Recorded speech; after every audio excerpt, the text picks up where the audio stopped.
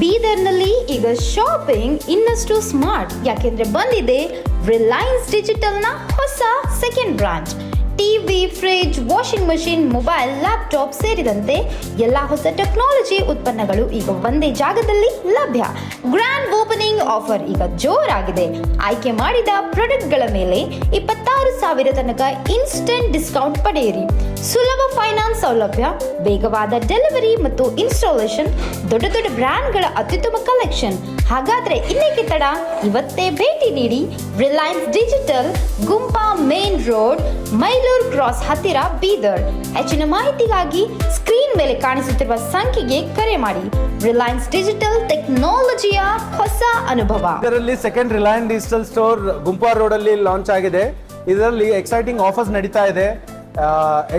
Appliances ಮೇಲೆ, washing machine ಮೇಲೆ, laptops ಮೇಲೆ there is 0% EMI, up to 26,000 cash back offers ನಡೀತಾ ಇದೆ. ಸೊ ವಿಸಿಟ್ ಮಾಡಿ Gumpa road, Bidar, Reliance digital stores. ನಮಸ್ಕಾರ ಬೀದರ್. ರಿಲಯನ್ಸ್ ಡಿಜಿಟಲ್ 2ನೇ ಸ್ಟೋರ್ ಈಗ ಗುಂಪಾ ರೋಡ್, ಮೈಲಿ ಕ್ರಾಸ್ ಅಲ್ಲಿ ಓಪನ್ ಆಗಿದೆ. ನಮ್ಮಲ್ಲಿ ಎಲ್ಲ ಥರದ 70+ ಬ್ರ್ಯಾಂಡ್ಸ್ ಅವೈಲೇಬಲ್ ಇದೆ.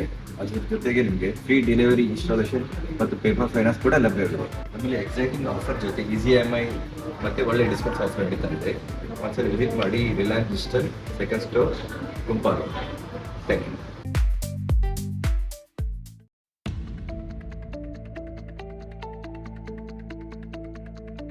CCN ನ್ಯೂಸ್ಗೆ ಸ್ವಾಗತ. ನಾನು ನಿಮ್ಮ ಲಕ್ಷ್ಮೀ ಗಾದ್ಗಿ. ಇಂದಿನ ಮುಖ್ಯಾಂಶಗಳು: ಸೋಲಾರ್ ಪಾರ್ಕ್ ಖಾಸಗಿ ಕಂಪನಿಗಳಿಂದ ರೈತರಿಗೆ ಅನ್ಯಾಯವಾಗದಿರಲಿ, ಪ್ರಭು ಚೌಹಾಣ್. ಅಧಿಕ ಮಾಸ ನಿಮಿತ್ತ ಅನಂತಶಯನ ವೆಂಕಟೇಶ್ವರ ದೇವಸ್ಥಾನದಲ್ಲಿ ವಿಶೇಷ ಪೂಜೆ, ಹವನ, ಧಾರ್ಮಿಕ ಆಚರಣೆಗಳನ್ನು ನಡೆಸುವುದರಿಂದ ವಿಶೇಷ ಪುಣ್ಯ ಲಭಿಸುತ್ತದೆ, ಈಶ್ವರ್ ಸಿಂಗ್ ಠಾಕೂರ್. ಪರಿಸರ ಸಮತೋಲನ ಕಾಪಾಡುವುದು ಪ್ರತಿಯೊಬ್ಬ ನಾಗರಿಕನ ಜವಾಬ್ದಾರಿಯಾಗಿದೆ. ಸಂಸ್ಕೃತಿಯ ಉಳಿವಿಗೆ ವಚನ ಅಧ್ಯಯನ ಅವಶ್ಯಕ, ಡಾಕ್ಟರ್ ಮಹೇಶ್ ಬಿರಾದಾರ್. ಕಮಲ್ ನಗರ್ ತಾಲೂಕಿನ ಬೃಹತ್ ಪವರ್ ಗ್ರಿಡ್ ಉಪಕೇಂದ್ರದ ಜೊತೆಗೆ ಸುಮಾರು 25,000 ಎಕರೆಯಲ್ಲಿ ಬೃಹತ್ ಸೋಲಾರ್ ಪಾರ್ಕ್ ಯೋಜನೆ ನಡೆಯುತ್ತಿದೆ.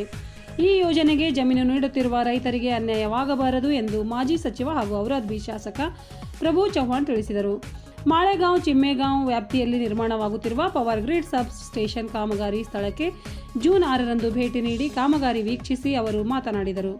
ಸೋಲಾರ್ ಪಾರ್ಕ್ ಯೋಜನೆಗಾಗಿ ಅನೇಕ ಖಾಸಗಿ ಕಂಪನಿಗಳು ನೇರವಾಗಿ ರೈತರನ್ನು ಭೇಟಿಯಾಗಿ ಜಮೀನು ಪಡೆಯುತ್ತಿವೆ. ರೈತರ ಮುಗ್ಧತೆಯನ್ನು ದುರುಪಯೋಗ ಮಾಡಿಕೊಂಡು ಕಡಿಮೆ ಹಣ ಕೊಡುತ್ತಿರುವುದು ಗಮನಕ್ಕೆ ಬಂದಿದೆ ಎಂದು ಬೇಸರ ವ್ಯಕ್ತಪಡಿಸಿದರು. ಕಮಲ್ ನಗರ್ ತಾಲೂಕಿನ ಮುರ್ಕಿ, ಠಾಣಾ, ಕುಸ್ನೂರ್, ಚಿಕ್ಲಿ, ಚಿಮ್ಮೆಗಾಂವ್ ಸೇರಿದಂತೆ ಮತ್ತಿತರೆ ಗ್ರಾಮಗಳಲ್ಲಿ ಯೋಜನೆಗಾಗಿ ಜಮೀನು ಪಡೆಯುವ ಕೆಲಸ ನಡೆಯುತ್ತಿದೆ. ಈ ಭಾಗದ ಅಭಿವೃದ್ಧಿಯ ದೃಷ್ಟಿಯಿಂದ ಈ ಯೋಜನೆ ಯಶಸ್ವಿಯಾಗಬೇಕು. ಆದರೆ ತಮ್ಮ ಬದುಕಿಗೆ ಆಸರೆಯಾದ ಜಮೀನನ್ನು ನೀಡುತ್ತಿರುವ ರೈತರಿಗೆ ಯಾವುದೇ ರೀತಿಯ ಅನ್ಯಾಯವಾಗಬಾರದು ಎಂದು ಖಾಸಗಿ ಕಂಪನಿಗಳಿಗೆ ಎಚ್ಚರಿಸಿದರು. ಇಂತಹದ್ದೇ ಯೋಜನೆಗೆ ಲೀಸ್ ಆಧಾರದ ಮೇಲೆ ಪಡೆಯಲು ಮಹಾರಾಷ್ಟ್ರದಲ್ಲಿ ಪ್ರತಿ ಎಕರೆಗೆ ವರ್ಷಕ್ಕೆ 50,000 ನಿಗದಿಪಡಿಸಲಾಗಿದೆ.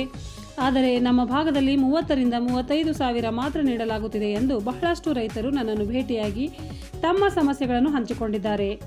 ಕಂಪನಿಗಳು ಈ ರೀತಿಯ ತಾರತಮ್ಯ ಮಾಡದೆ ನಮ್ಮ ರೈತರಿಗೆ ನ್ಯಾಯಯುತ ಹಾಗೂ ಸೂಕ್ತ ಬೆಲೆ ನೀಡಬೇಕು ಎಂದು ಒತ್ತಾಯಿಸಿದರು. ಅಲ್ಲದೆ ನಮ್ಮಲ್ಲಿಯೂ ಕನಿಷ್ಠ 50,000 ಬಾಡಿಗೆ ದರ ನಿಗದಿಪಡಿಸಬೇಕು ಎಂದರು. ಪವರ್ ಗ್ರಿಡ್ ಉಪಕೇಂದ್ರದ ಪರಿಶೀಲನೆ, ಪವರ್ ಗ್ರಿಡ್ ಉಪಕೇಂದ್ರದಲ್ಲಿ ಸಂಚರಿಸಿ ಎಲ್ಲ ಕಾಮಗಾರಿಗಳ ಬಗ್ಗೆ ಮಾಹಿತಿ ಪಡೆದರು. ಕಾಮಗಾರಿಯ ಗುಣಮಟ್ಟದಿಂದ ಮತ್ತು ಕಾಲಮಿತಿಯೊಳಗೆ ಪೂರ್ಣಗೊಳಿಸಬೇಕು. ಕ್ಯೂರಿಂಗ್ ಸರಿಯಾಗಿ ಮಾಡಬೇಕು. ಗುಣಮಟ್ಟದ ಕುರಿತಂತೆ ಯಾವುದೇ ರೀತಿಯ ದೂರುಗಳು ಬಾರದಂತೆ ಕೆಲಸ ಮಾಡಬೇಕೆಂದು ಅಧಿಕಾರಿಗಳಿಗೆ ಸೂಚಿಸಿದರು.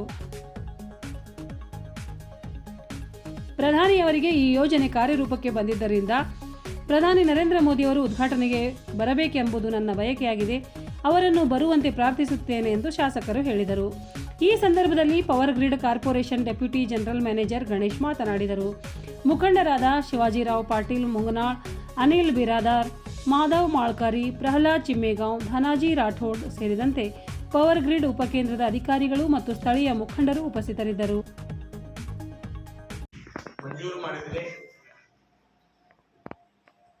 2010 ನಾವು ಔರಾದ್ ತಾಲೂಕಿನಲ್ಲಿ, ಕಮನಗರ್ ತಾಲೂಕಿನಲ್ಲಿ ದೊಡ್ಡ ಪ್ರಾಜೆಕ್ಟ್ ಮಾಡಬೇಕು ಸಂಕಲ್ಪ ಇತ್ತು. ನಮ್ಮ ರೈತರ ಔರಾದ್ ವಿಧಾನಸಭಾ ಕ್ಷೇತ್ರ 4 ಜನತಾ ಕನಸಿತ್ತು. ನಮ್ಮ ತಾಲೂಕ ಬಾರ್ಡರ್ ತಾಲೂಕ, ಇಲ್ಲಿ ಮಹಾರಾಷ್ಟ್ರ, ಇಲ್ಲಿ ತೆಲಂಗಾಣ, ಮಧ್ಯದಲ್ಲಿ ನಮ್ಮ ಹೆಮ್ಮೆ ಕರ್ನಾಟಕ. ಅದಕ್ಕಾಗಿ ಇಲ್ಲಿ ದೊಡ್ಡ ಪ್ರಾಜೆಕ್ಟ್ ಬರಬೇಕು, ಜನರಿಗೆ ಒಳ್ಳೆ ಆಗಬೇಕು, ಅಭಿವೃದ್ಧಿ ಆಗಬೇಕು, ವಿಕಾಸ ಆಗಬೇಕು. ಅದಕ್ಕಾಗಿ ಪ್ರಯತ್ನ ಮಾಡಿದ್ದೀನಿ. 2014 ದೇಶ ಚುನಾವ ಆದ್ಮೇಲೆ, ದೇಶದಲ್ಲಿ ನಮ್ಮ ಸರ್ಕಾರ ಬಂದ ಮೇಲೆ ನಮ್ಮ ದೇಶದ ಹೆಮ್ಮೆ ಭೂಮಿಪುತ್ರ, ಜನಪ್ರಿಯ ಲೋಕಪ್ರಿಯ ವಿಕಾಸ್ ಪುರುಷ್ ಜನನಾಯಕ್ ನರೇಂದ್ರ ಮೋದಿಜಿ ನೇತೃತ್ವದಲ್ಲಿ ಈ ಪ್ರಾಜೆಕ್ಟು ನಮ್ಮ ಪಂಚಾಯತ್ನಲ್ಲಿ ಸ್ಯಾಂಕ್ಷನ್ ಮಾಡಿದ್ದೀನಿ. ಬಹಳ ಖುಷಿ ಆಗ್ತಾ ಇದೆ. ಈ ಪ್ರಾಜೆಕ್ಟ್ ಕಾಸ್ಟ್ ಇದೆ 2,360 ಕೋಟಿ. 2,360 ಕೋಟಿ ಈ ಪ್ರಾಜೆಕ್ಟ್ ಕಾಸ್ಟ್ ಇದೆ. ಈ ಪ್ರಾಜೆಕ್ಟ್ಗೆ ಲ್ಯಾಂಡ್ ಇದೆ 164 ಎಕರ್. ಈ ಲ್ಯಾಂಡ್ ನಲ್ಲಿ ಎಷ್ಟು ಪ್ರಾಜೆಕ್ಟ್ ನಡೀತಾ ಇದೆ, ಬಹಳ ಆನಂದ ಆಗ್ತಾ ಇದೆ. ರೈತರಿಗೆ, ಜನರಿಗೆ ಈ ಟೂರಿಸಂ ತರ ಆಗತ್ತೆ. ಇಲ್ಲಿ ಪೂರಾ ಇಂಟರ್ನ್ಯಾಷನಲ್ ತರ ಆಗ್ತಾ ಇದೆ. ಆಲ್ರೆಡಿ 3 ಕನೆಕ್ಷನ್ ಆಗಿದೆ.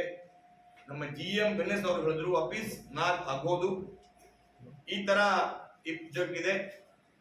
ಅದಕ್ಕಾಗಿ ಎಲ್ಲಿಂದು ಹೈದರಾಬಾದ್ ಲೈನ್ ಹೋಗ್ತಾ ಇದೆ, ಎಲ್ಲಿಂದು ಕರ್ನೂಲ್ ಲೈನ್ ಹೋಗ್ತಾ ಇದೆ, ಎಲ್ಲಿಂದ ಮಹಾರಾಷ್ಟ್ರ ಪ್ರಳಿ ಲೈನ್ ಹೋಗ್ತಾ ಇದೆ.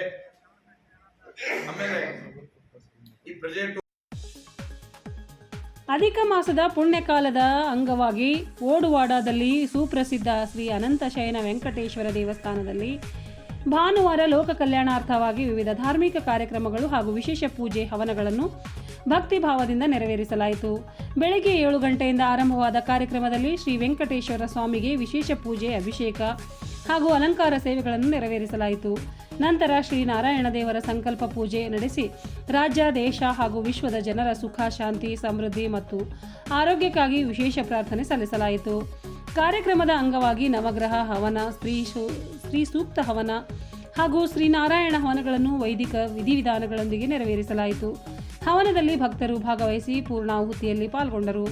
ದಂಪತಿಗಳ ಪಾದಪೂಜೆ ಕಾರ್ಯಕ್ರಮವೂ ಸಹ ವಿಶೇಷ ಆಕರ್ಷಣೆಯಾಗಿದ್ದು, ದಂಪತಿಗಳಿಗೆ ಆಶೀರ್ವಾದ ನೀಡಲಾಯಿತು.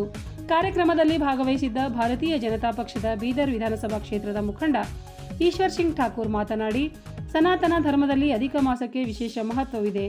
ಪ್ರತಿ 3 ವರ್ಷಗಳಿಗೊಮ್ಮೆ ಬರುವ ಈ ಪವಿತ್ರ ಮಾಸದಲ್ಲಿ ದೇವರ ಆರಾಧನೆ, ಜಪ, ತಪ, ದಾನ, ಧರ್ಮ ಹಾಗೂ ಧಾರ್ಮಿಕ ಆಚರಣೆಗಳನ್ನು ನಡೆಸುವುದರಿಂದ ವಿಶೇಷ ಪುಣ್ಯ ಲಭಿಸುತ್ತದೆ ಎಂದು ಹೇಳಿದರು.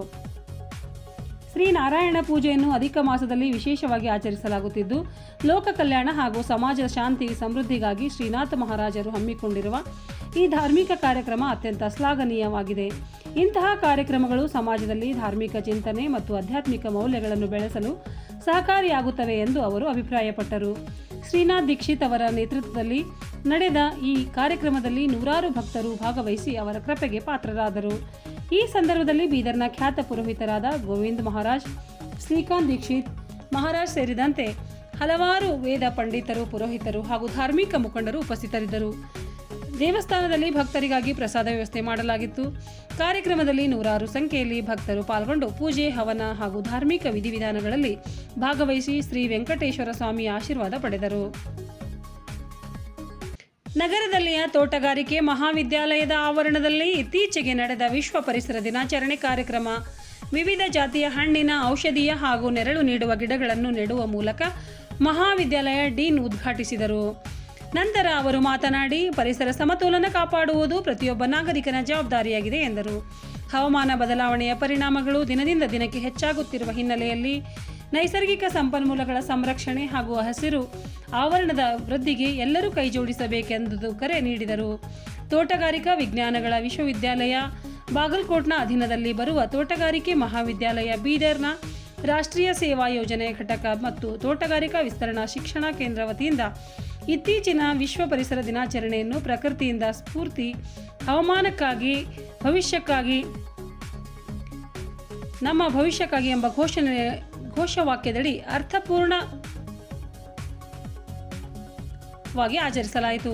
ವಿದ್ಯಾರ್ಥಿಗಳ ವಸತಿ ನಿಲಯದ ಮುಂಭಾಗದಲ್ಲಿ ಸಸಿಗಳನ್ನು ನೆಟ್ಟು ಪರಿಸರ ಸಂರಕ್ಷಣೆಯ ಮಹತ್ವವನ್ನು ಕುರಿತು ಪ್ರಕೃತಿಯೇ ಮಾನವನ ಬದುಕಿಗೆ ಮೂಲಾಧಾರವಾಗಿದ್ದು ಪರಿಸರ ಸಮತೋಲನ ಕಾಪಾಡುವುದು ಪ್ರತಿಯೊಬ್ಬ ನಾಗರಿಕನ ಜವಾಬ್ದಾರಿಯಾಗಿದೆ. ಹವಾಮಾನ ಬದಲಾವಣೆಯ ಪರಿಣಾಮಗಳು ದಿನದಿಂದ ದಿನಕ್ಕೆ ಹೆಚ್ಚಾಗುತ್ತಿರುವ ಹಿನ್ನೆಲೆಯಲ್ಲಿ ನೈಸರ್ಗಿಕ ಸಂಪನ್ಮೂಲಗಳ ಸಂರಕ್ಷಣೆ ಹಾಗೂ ಹಸಿರು ಆವರಣದ ವೃದ್ಧಿಗೆ ಎಲ್ಲರೂ ಕೈಜೋಡಿಸಬೇಕೆಂದು ತಿಳಿಸಿದರು. ಪ್ರಕೃತಿಯ ಸ್ಫೂರ್ತಿ ಪಡೆದು ಪರಿಸರ ಸ್ನೇಹಿ ಜೀವನ ಶೈಲಿಯನ್ನು ಅಳವಡಿಸಿಕೊಳ್ಳುವುದು ನಮ್ಮೆಲ್ಲರ ಆದ್ಯ ಕರ್ತವ್ಯವಾಗಿದೆ. ಕೈಗಾರೀಕರಣ, ನಗರೀಕರಣ ಮತ್ತು ಅತಿಯಾದ ನೈಸರ್ಗಿಕ ಸಂಪನ್ಮೂಲಗಳ ಬಳಕೆಯಿಂದ ಪರಿಸರದ ಮೇಲೆ ಅಪಾರ ಒತ್ತಡ ಉಂಟಾಗುತ್ತಿದೆ. ಇದರಿಂದ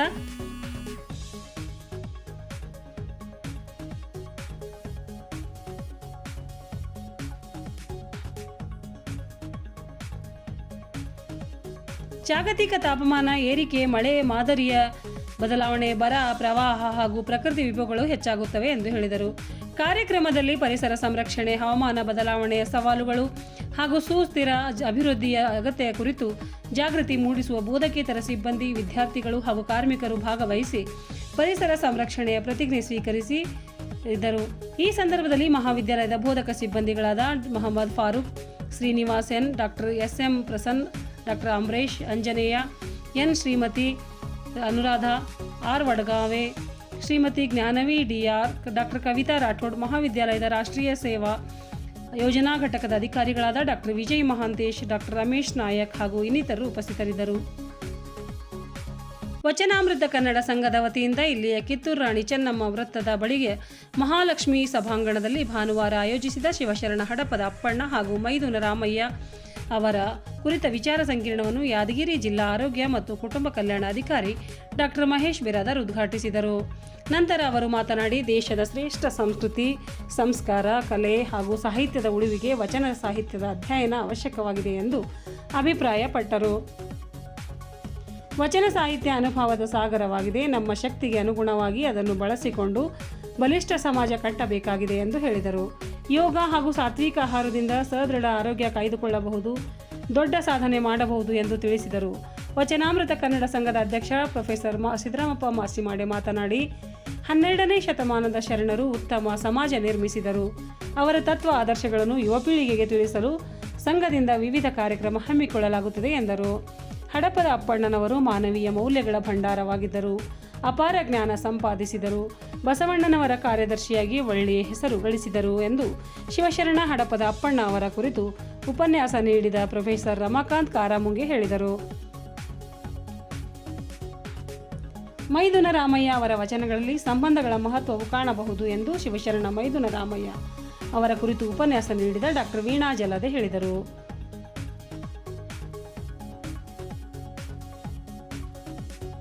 ಮೈದುನ ರಾಮಯ್ಯ ಅವರು ತಮ್ಮ ವಚನಗಳಲ್ಲಿ ಸಂಬಂಧಗಳನ್ನು ಹೇಗೆ ಜೋಪಾನವಾಗಿ ಇಟ್ಟುಕೊಳ್ಳಬೇಕು, ಆದ್ದರಿಂದ ಹೇಗೆ ಸುಭದ್ರ ಸಮಾಜವನ್ನು ಕಟ್ಟಬಹುದು ಎನ್ನುವುದನ್ನು ವಿಚಾರಿಸಿದ್ದಾರೆ.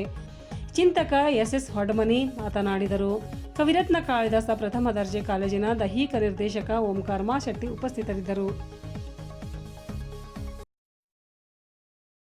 ಇದರೊಂದಿಗೆ ನಮ್ಮ ಇಂದಿನ ವಾರ್ತಾ ಪ್ರಸಾರ ಮುಕ್ತಾಯವಾಯಿತು. ನಿರಂತರ ಸುದ್ದಿಗಾಗಿ ನೋಡ್ತಾ ಇರಿ CCN ಸುದ್ದಿವಾಹಿನಿ. ಧನ್ಯವಾದಗಳು.